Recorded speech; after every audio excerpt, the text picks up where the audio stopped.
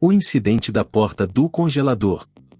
Sempre tive uma afinidade com a noite, ela parece serena, tranquila e, honestamente, menos complicada. Então, achei que trabalhar durante a noite na Speed Mart, a loja de conveniência local, era uma boa ideia. As primeiras semanas foram sem incidentes, com um ladrão ocasional ou algumas brincadeiras de bêbados. Mas logo as coisas começaram a tomar um rumo sombrio.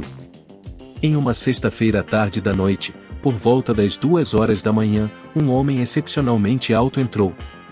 Seu comportamento era inquietante. Vestido com um terno preto desatualizado, um chapéu de abas largas sombreando seu rosto magro. Seus olhos, no entanto, eram o mais impressionante, penetrantemente frios e de cor azul acinzentada. Ele não disse uma palavra, apenas passeou pelos corredores com uma caminhada lenta e proposital. Um por um, ele começou a pegar itens aleatórios, um pote de picles, fraldas, um romance.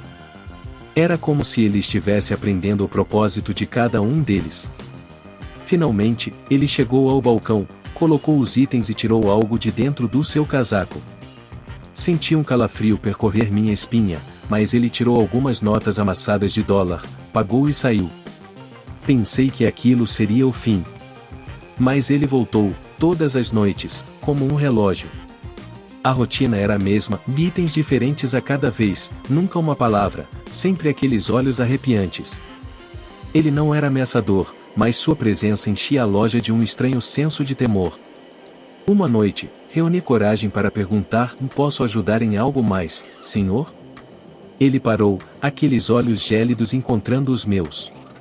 Em seguida, apontou para o fundo da loja e disse, com uma voz que parecia o render de pedras: estou apenas verificando um velho amigo. Confuso, olhei para onde ele apontava. Não havia nada além de uma parede lisa adornada com alguns cartazes desbotados. O mistério sobre o homem se aprofundou. A partir daquela noite, comecei a notar outros eventos estranhos. O rádio mudava para estática, apenas para voltar ao normal quando ele saía. As luzes piscavam intermitentemente. Objetos se moviam inexplicavelmente. Em uma noite em particular, enquanto observava pelas câmeras de segurança, notei algo estranho. Sua reflexão não estava presente nas portas do congelador polidas.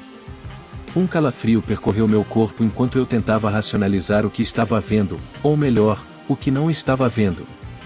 Cada turno noturno depois disso se tornou um jogo de gato e rato assustador. Comecei a temer suas visitas, os eventos estranhos, suas palavras enigmáticas ecoando na minha mente. Mas eu precisava do emprego.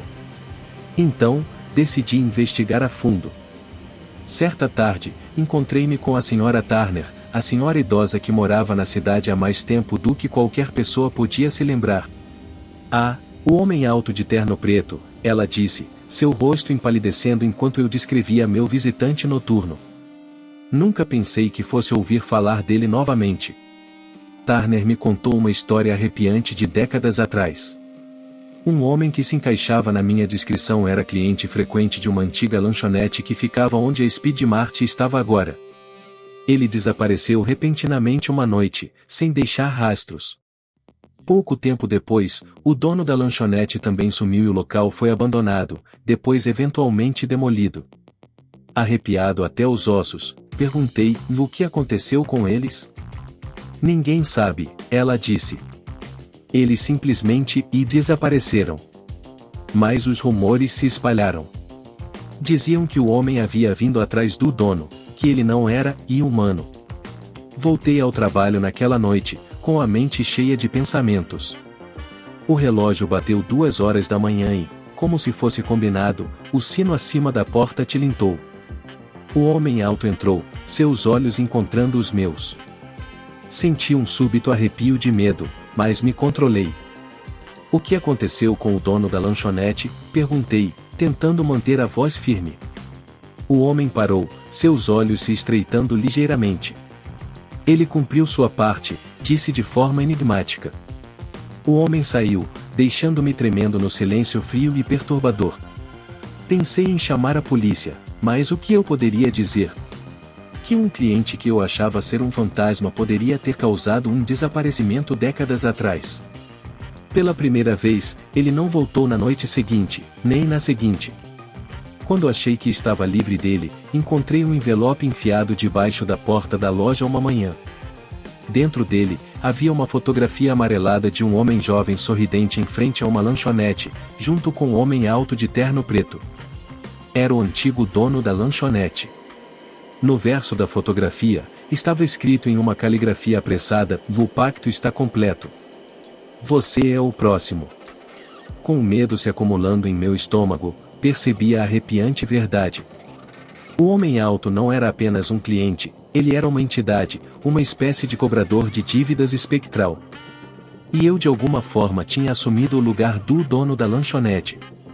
Agora, eu fazia parte desse pacto macabro e não tinha ideia de como escapar dele. O pânico se instalou depois disso. Procurei ajuda, conversei com padres locais, especialistas em fenômenos paranormais, qualquer pessoa que quisesse ouvir. A maioria das pessoas me ignorou, mas alguns tentaram ajudar. No entanto, não importava os talismãs que me deram ou as orações que me ensinaram, nada dissuadia o homem. Semanas se transformaram em meses. Apesar do medo, eu tinha que continuar trabalhando. Não podia partir, o pavor de passar essa maldição para outra pessoa me mantinha preso. As aparições do homem alto se tornaram mais frequentes. A cada vez, ele apenas me encarava, aqueles olhos pálidos perfurando minha alma, antes de me deixar trêmulo no silêncio frio da loja. Comecei a vê-lo fora do trabalho também. Nos meus sonhos, nas ruas, sempre no canto do meu olho. Ele era como uma sombra, me perseguindo silenciosamente, sussurrando meu destino. Sentia seu olhar quando estava sozinho à noite, o ar ficando mais frio, o mundo ao meu redor ficando mais silencioso. Eventualmente, as noites sem dormir e o medo constante cobraram seu preço. Comecei a definhar, ficando mais pálido e magro. As pessoas começaram a notar minha aparência abatida e olheiras nos olhos. Mas eu não tinha explicação a oferecer, nenhuma solução para essa maldição que havia tomado conta da minha vida. Então, uma noite, enquanto fechava a loja, encontrei outro envelope debaixo da porta. Dentro havia um pedaço de papel antigo e amassado. No topo, estavam escritas duas palavras: "As regras." As regras descreviam como o pacto funcionava, e a entidade só poderia me levar quando eu não desejasse mais viver. Para me libertar, eu tinha que realmente desejar viver, ter uma paixão pela vida que o homem alto não pudesse extinguir. Foi então que percebi que meu medo e desespero estavam alimentando essa entidade. Quanto mais eu me afundava, mais forte ele se tornava. Quebrar a maldição significava lutar pela minha vida, encontrar alegria e motivos para viver apesar do terror. Comecei a contra-atacar. Tomei medidas para melhorar minha saúde, encontrei hobbies e comecei a me conectar com as pessoas ao meu redor. Voluntariei em abrigos locais, criei um clube do livro, fiz amigos e até comecei a namorar novamente. A presença do homem alto diminuía um pouco a cada dia. Cada sorriso, cada risada compartilhada, cada amanhecer que eu apreciava o afastava cada vez mais. Não foi fácil. Alguns dias, o medo era avassalador, mas eu persisti. Já faz um ano desde essa realização. Ainda trabalho na loja de conveniência, mas não vejo o homem alto há meses. Não direi que ele desapareceu para sempre, talvez ele esteja esperando, observando. Mas encontrei uma apreciação renovada pela vida que o mantém afastado. Frequentemente penso nesse estranho pacto e por que fui escolhido. Mas agora, sou grato pela maneira inesperada como isso me fez valorizar minha vida. Afinal, às vezes, as noites mais escuras nos levam às manhãs mais brilhantes.